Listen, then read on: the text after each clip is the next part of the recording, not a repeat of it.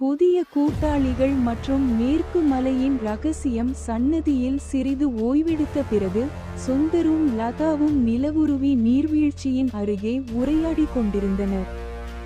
அங்கேதான் கார்முகிலன் தனது வலிமையை புதுப்பித்து வருகிறான் என்று லதா விளக்கினாள். மேற்கு மலை குகையில் அங்கேதான் அவன் தன் வலிமையை புதுப்பிக்கிறான் என்று சுந்தர் ஆச்சரியத்துடன் கேட்டார்.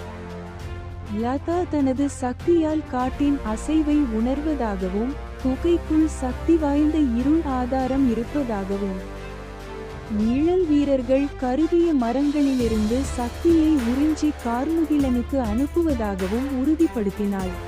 சுந்தர் தனது புதிய பலம் குறித்து பேசினார்.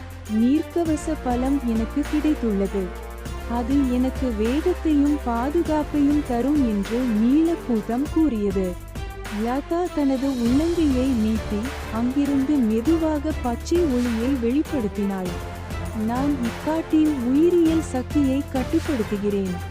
மரங்களின் வேர்களை இயக்க முடியும், கொடிகளை படரவிட முடியும், பூக்களின் விஷத்தை கூட பிடிக்க முடியாது, பயன்படுத்த முடியும். ஆனால் கார்முகிலனின் நிழல் வீரர்கள் என் சக்தியை எளிதில் எரித்துவிடுவார்கள் என்று தனது பலத்தையும் பலவீனத்தையும் எடுத்துரைத்தார்.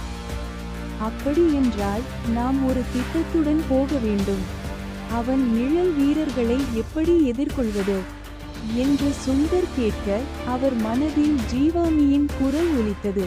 காவலா, நீ உனது நீர்க்கவச சக்தியை லதாவின் உயிரியல் சக்தியுடன் இணைக்க முயற்சி செய்.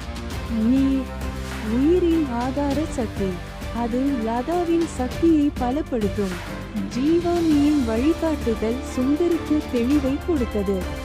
இருவரும் ஒரு வறண்ட மரத்தின் அருகில் சென்று தங்கள் சக்தியை சோதித்தனர். சுந்தர் தன் கத்தியிலிருந்து நீல நீரை மரத்தின் மீது பாய்ச்சினார். லதா தன் பச்சை சக்தியை அதனுடன் இணைத்தாள். மரத்தில் மெதுவாக புத்துயிர் ஏற்பட்டது. நீரின் குளிர்ச்சி லதாவின் சக்தியை நிலையாக்கியது. இது வேலை செய்கிறது. நீரின் குளிர்ச்சி என் சக்தியை நிலையாக்குகிறது என்று லதா உற்சாகத்துடன் கூறினாள். அப்படி என்றால் நம் கூட்டு சக்தி கார்முகிலனின் நிழல் வீரர்களுக்கு ஒரு பதிலடியாக இருக்கும். நாம் தாமதிக்க கூடாது. மேற்கு மலையை நோக்கி செல்வோம் என்று சுந்தர் முடிவெடுத்தார். மேற்கு மலைகளின் அடிவாரத்தை அடைந்தபோது அங்கே சில நிழல் வீரர்கள் கருகிய மரங்களிலிருந்து சக்தியை உறிஞ்சிக் கொள்கிறார்கள் கொண்டிருந்ததை கண்டனர். இவர்கள் தான் நிழல் வீரர்கள்.